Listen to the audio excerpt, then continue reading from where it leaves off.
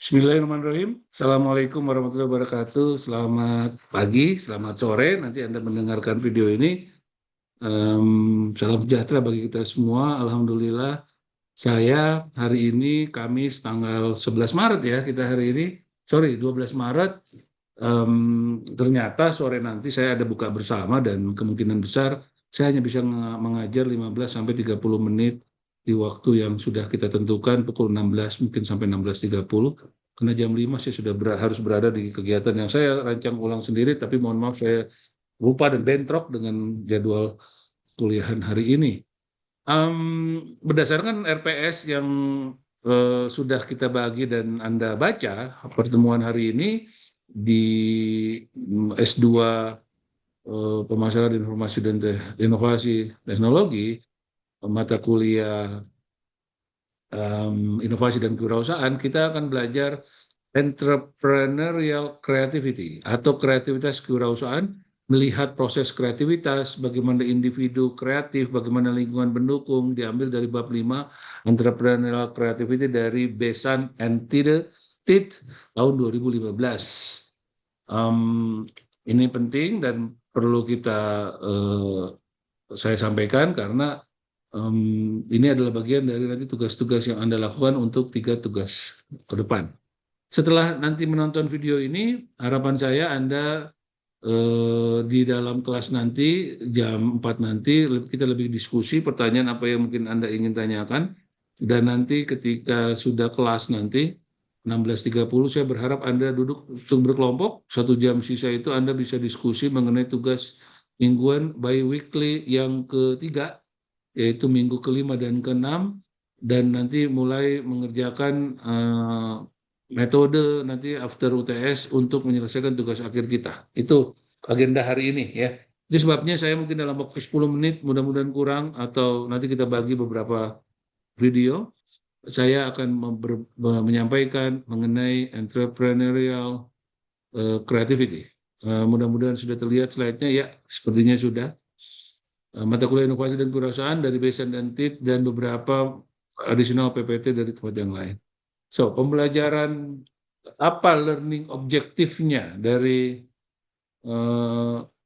topik hari ini, yaitu critically analyze creativity as a structure process. Jadi kita bisa nanti melihat dan memperhatikan bahwa kreatif itu adalah bagian dari proses yang terstruktur dan bagaimana mengevaluasi kognitif dan dorongan organisasi untuk mendukung kreativitas.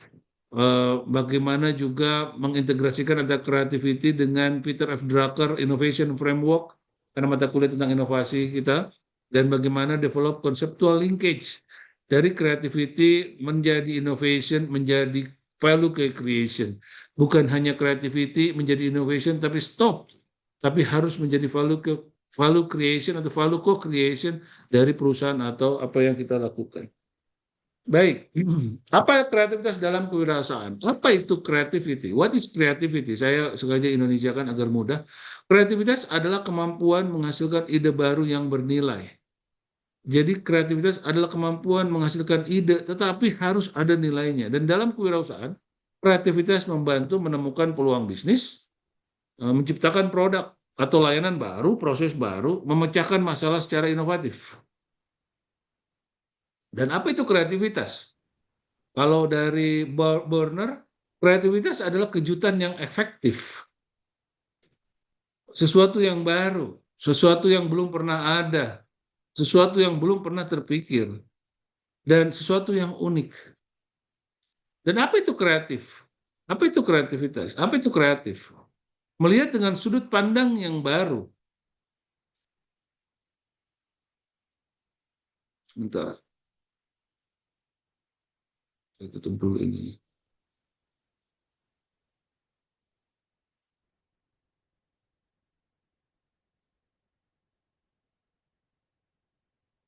Menemukan hubungan yang baru, membentuk kombinasi baru dari objek, konsep, atau fenomena. Ini yang disebut dengan the process of creative thinking dari Newell, Shaw, and Simon. Ada yang disebut dengan metode kreatif dan inovatif. Creativity dan inovasi itu sesuatu yang tidak bisa dipisahkan.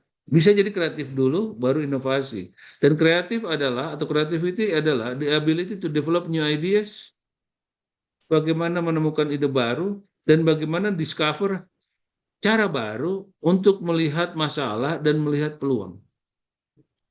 Sedangkan inovasi adalah the ability to apply.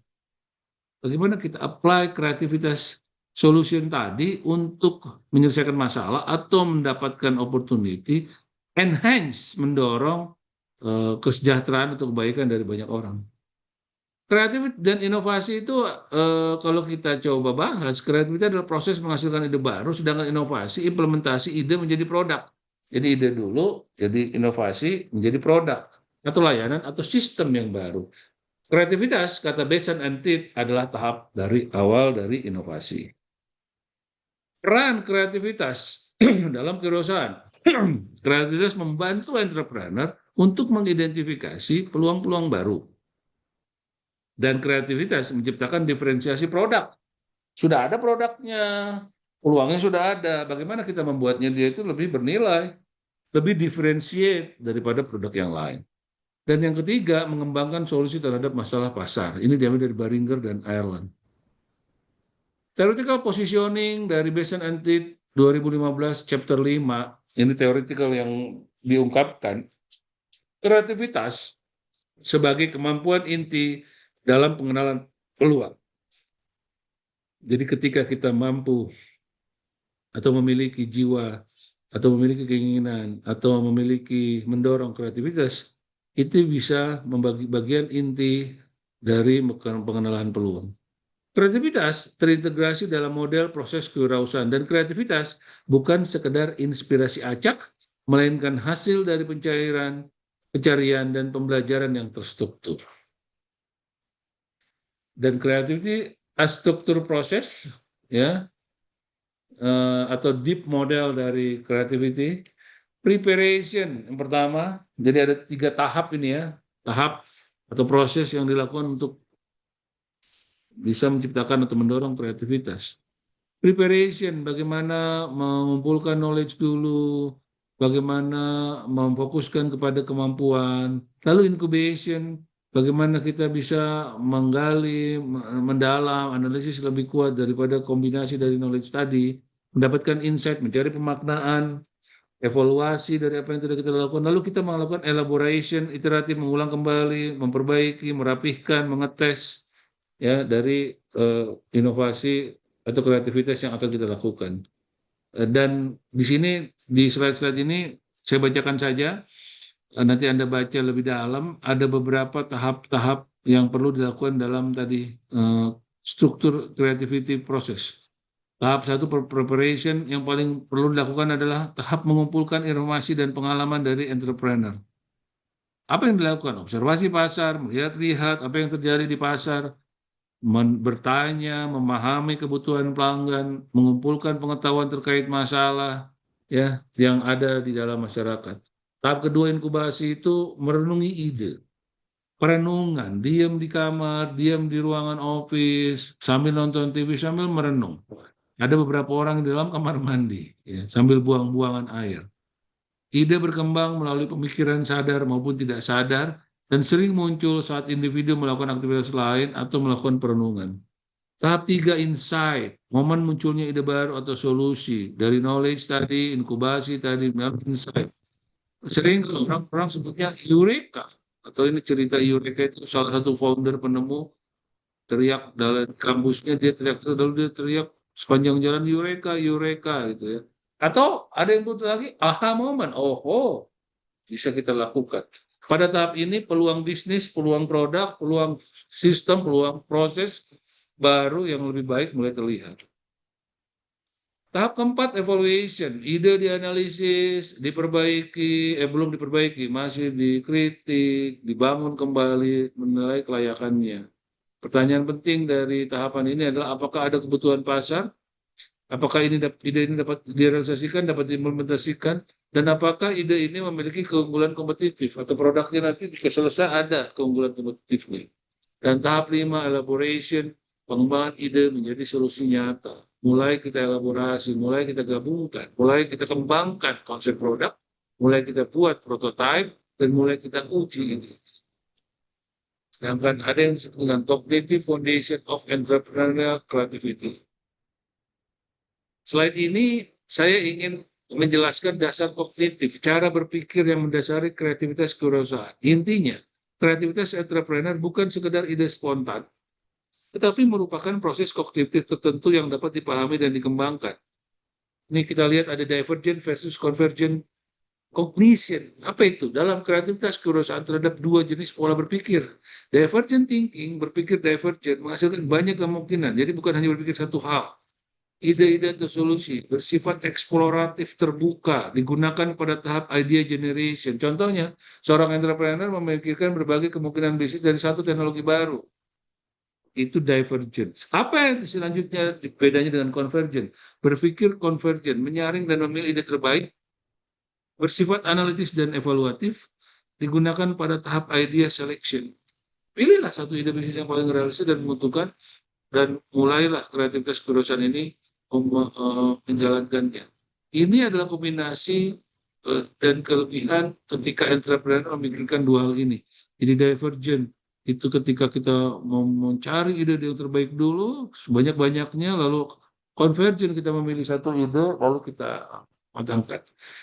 Yang kedua, associative networks dan pattern recognition. Entrepreneur kreatif sering memiliki kemampuan untuk associative thinking. Apa itu? Menghubungkan konsep yang tampaknya tidak berkaitan, tapi harusnya ada kaitannya. Menggabungkan, contoh nih, menggabungkan transportasi dengan aplikasi, menggabungkan bisnis transport dengan IT, yaitu Gojek, menggabungkan bisnis hotel dengan IT, yaitu Airbnb. Apa pattern recognition-nya? Mengenali pola dari perubahan pasar. Sekarang kebutuhannya bagaimana? Pasarnya menginginkan apa? Ada nggak teknologi baru? Atau perilaku konsumennya ada perubahan nggak? Ini adalah bagian dari Creative Cognitive Foundation atau Cognitive Foundation of Creative Entrepreneur. Contoh dari yang lain adalah melihat tren digitalisasi dan menyadari peluang e-commerce atau online tourism booking. Ketika banyak orang tidak mau pergi atau banyak tawaran-tawaran di internet, lalu sudah mulai ada platformnya, mulai kita buat. Yang ketiga, absorptive capacity. Absorptive capacity adalah kemampuan seseorang atau organisasi untuk menyerap, absorb pengetahuan baru, memahami informasi baru yang ada di lapangan, menggabungkannya dengan pengetahuan yang sudah ada, menggunakannya untuk inovasi. Contoh, startup pariwisata, ya kalau di bidang saya mempelajari teknologi AI, lalu menggabungkannya dengan knowledge tentang destinasi. Muncullah AI Tourism Recommendation System. Muncullah platform pemasaran yang menggabungkan antara kemampuan AI yang sudah dilatih, AI agent, dengan promosi-promosi konten apa semua yang bisa dipakai oleh wisatawan untuk melakukan pemilihan terhadap destinasi. Semakin tinggi knowledge base, semakin besar peluang munculnya kreativitas.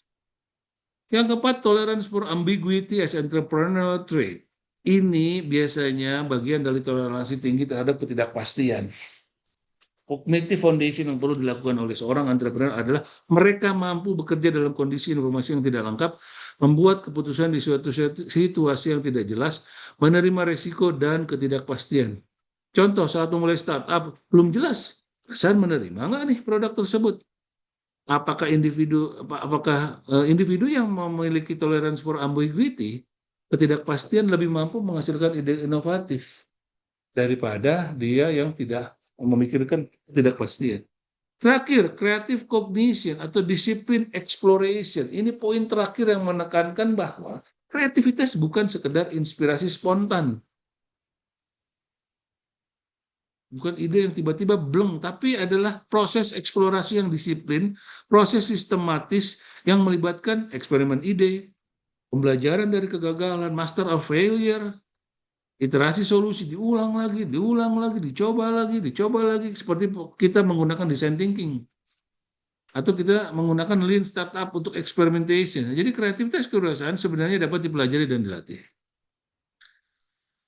Selanjutnya, organizational climate for creativity. Ini panjang nih kalau saya jelaskan, tapi saya coba singkat saja. Kondisi budaya organisasi yang mendukung munculnya kreativitas dan inovasi. Ini dalam buku Based on Antit, bab 5 itu membahas tentang ini lebih dalam. Kreativitas tidak hanya bergantung pada individu, tetapi juga sangat dipengaruhi oleh iklim organisasi atau disebut organizational climate. Ketika organisasi tidak mendorong, ini akan sulit terjadi. Lingkungan kerja dapat mendorong atau justru menghambat kreativitas. Apa saja? Yaitu trust and psychological safety. Organisasi yang kreatif membutuhkan orang-orang yang percaya dan rasa aman secara psikologis kepada member of the team, kepada anggotanya untuk merasakan aman menyampaikan ide. Tidak takut ketika dikritik atau disalahkan, tidak takut gagal. Jika karyawan takut, jika member takut, salah atau takut dihukum, mereka cenderung tidak berani, apalagi mengusulkan ide baru. Contoh di Google nih, karyawan didorong untuk berbagi ide. Ada room untuk berbagi, working space. Nomor dua, konstruktif konflik and debate. Kreativitas sering muncul dari perbedaan pendapat yang sehat, dan organisasi yang inovatif mendorong diskusi terbuka, mendorong perdebatan ide, mendorong pertukaran perspektif. Namun konflik yang dimaksud adalah konstruktif konflik. Itu konflik yang fokus pada ide, bukan menyerang individu. Ini yang biasa terjadi. Kita nyerang orangnya, bukan kita serang konsepnya. Tim inovasi sering melakukan brainstorming yang penuh kritik ide, tetapi tetap menjaga hubungan profesional. Nah, di kampus ini perlu dibangun ini, termasuk Polbat. Kita tidak menyerang orangnya, tapi kita menyerang konsep yang dia ajukan. Freedom with accountability, sama seperti namanya, membutuhkan kebebasan untuk bereksperimen, mencoba bereksperimen sehingga muncul accountability. Tetapi tetap harus terjadi dengan tanggung jawab accountability itu. Anggota tim diberikan ruang untuk mencoba ide baru, member of the club, mahasiswa, dosen, tapi tetap memiliki target dan tanggung jawab. Nggak boleh terlalu banyak aturan sebenarnya di sini, menghambat kreativitas. Jika terlalu bebas tanpa tanggung jawab pun, ide tidak terimplementasi. Jadi organisasi mampu membangun, menyeimbangkan antara kebebasan dan kedisiplinan. Yang keempat, supportive leadership. Peran pemimpin, peran leader yang mampu menciptakan lingkungan inovatif, pemimpin yang mendukung kreativitas, pemimpin yang terbuka terhadap ide baru, mendukung eksperimen, memberikan dukungan sumber daya, tidak menghukum kegagalan yang konstruktif, dan pemimpin seperti ini sering kita sebut dengan inovatif champion. Orang-orang yang mampu mendorong munculnya kreativitas, munculnya inovasi. Yang kelima, restocking norms. Budaya inovatif juga membutuhkan norma yang menerima risiko.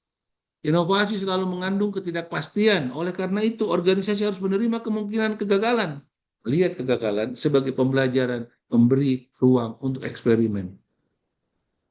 Jika organisasi terlalu menghindari risiko, maka inovasi akan sulit berkembang.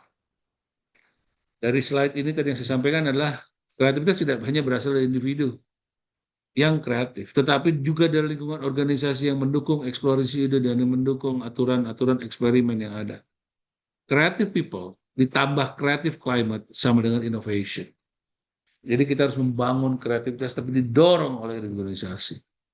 Ya, Anda bisa menyimpulkan bahwa ini kepercayaan dan rasa aman untuk berpendapat, ada kebebasan bereksperimen, ada disiplin dan tanggung jawab, ada aturan dan flexibility, dan pemimpin yang baik mendukung inovasi budaya tidak takut mengambil risiko. Saya pikir cukup. Apa systematic innovation logic dari Peter Drucker? Cepat saja, Anda bisa baca.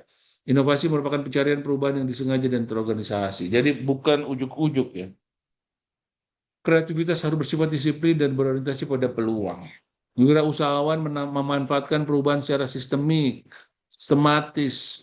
Dan Peter F. Drucker minggu depan nih, kita akan bahas mengemukakan 7 sumber inovasi yang perlu dimiliki sebagai kerangka pencarian yang terstruktur. Dan kreativitas tanpa sistem tidak menghasilkan inovasi yang berkelanjutan.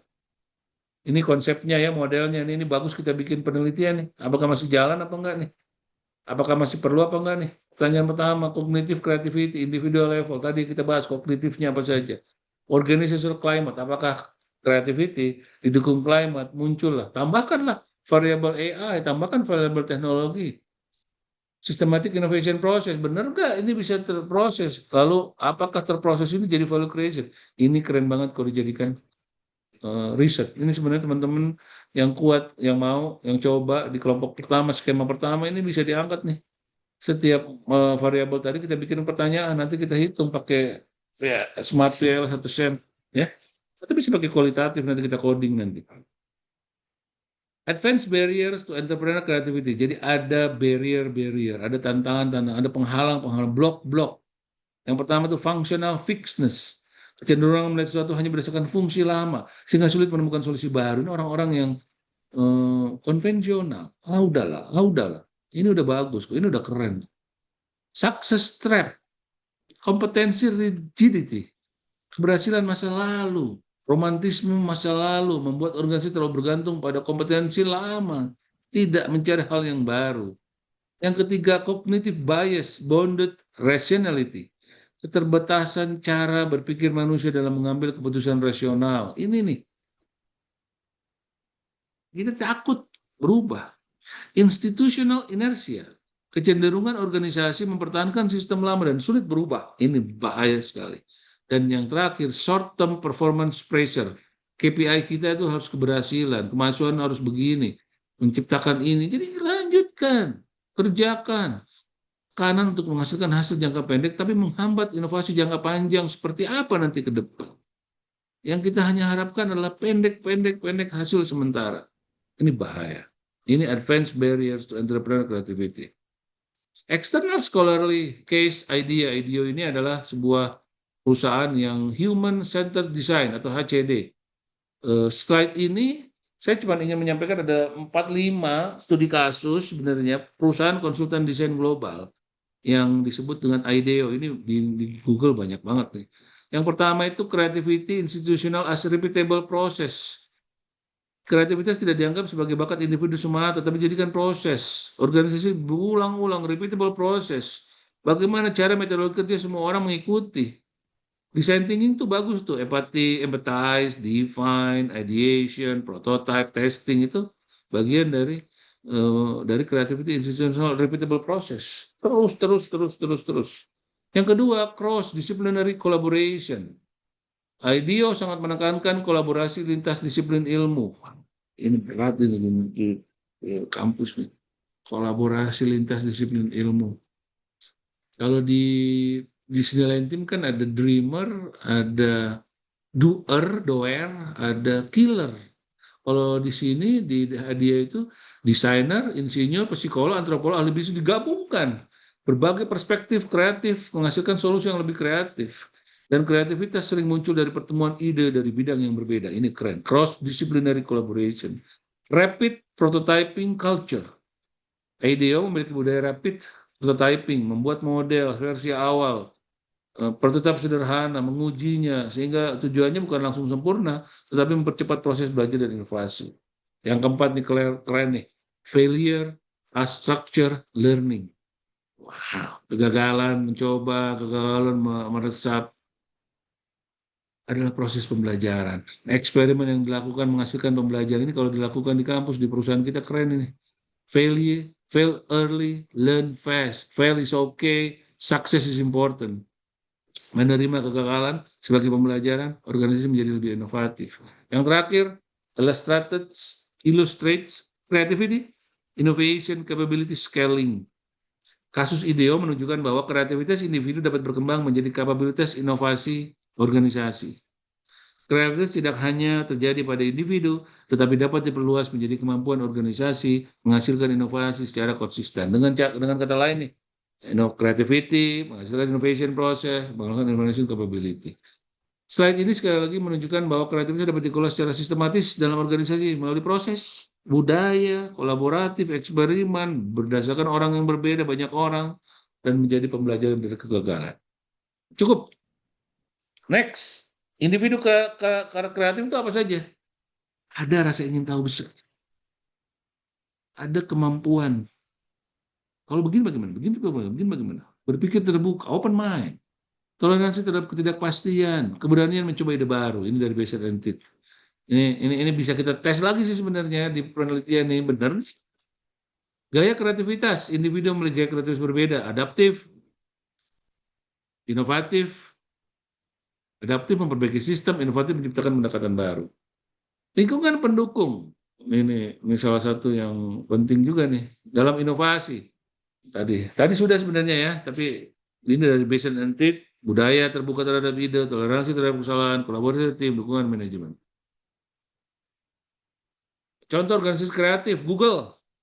Iya, Google, wah tempatnya aja enak, ada makanan, ada apa. Jadi orang bisa berkumpul, bisa ngobrol, memberikan waktu eksplorasi ide kepada karyawan. Atau Toyota, sistem Kaizen, pelan-pelan perbaikan, mendorong perbaikan berkelanjutan. Bagaimana cara mengembangkan kreativitas, cara meningkatkan kreativitas dalam organisasi? Pelatihan. Kita bikin permainan, pelatihan kreativitas, pakai sistem design thinking, metode problem solving, kolaborasi tim, waktu untuk eksplorasi ide. Jadi perlu nih waktu untuk melakukan eksplorasi ide. Kesimpulannya dalam slide ini saya sudah cukup lama, mudah-mudahan hampir 30 menit ya, tapi enggak, 20 menitan. Kreativitas merupakan fondasi inovasi dan kewirausahaan, dan ide kreatif dapat berkembang menjadi inovasi yang menciptakan nilai ekonomi.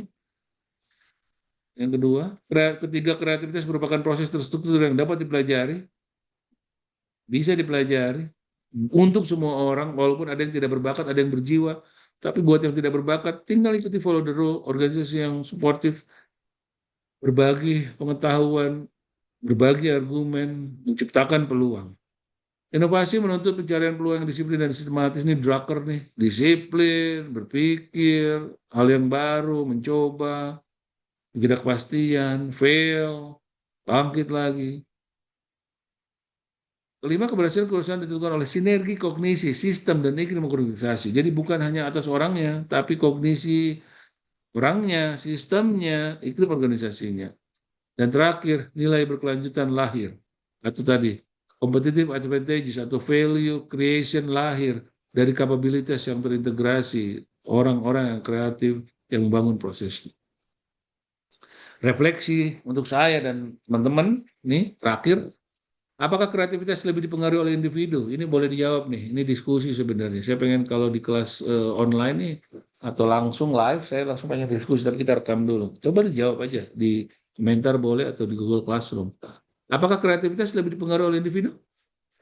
Atau oleh sistem atau lingkungan organisasi? Mana yang paling berpengaruh? Yang kedua, apakah kreativitas dapat dikelola secara organisasi tanpa mengurangi spontanitas ide? Yang tadi dua kutub tadi ya, disiplin dan keterbukaan ya. Tadi ada aturan tapi ada juga flexibility. Yang ketiga, tolong dijawab, bagaimana struktur birokrasi dalam organisasi besar dapat membatasi munculnya kreativitas? Ayo, contohnya tadi, ada aturan agar menjalankan rules, udah ikuti prosedur, itu salah satu. Tapi apa lagi? Yang terakhir, apakah pendekatan inovasi yang sistematis dapat berjalan selaras dengan kreativitas radikal? Keren ya. Ini keren pertanyaannya. Apakah inovasi yang sistemik, proses itu bisa sejalan atau bisa tidak sejalan dengan kreativitas radikal yang orang gedebak-gedebuk. Mana yang baik? Saya pikir itu. Thank you so much.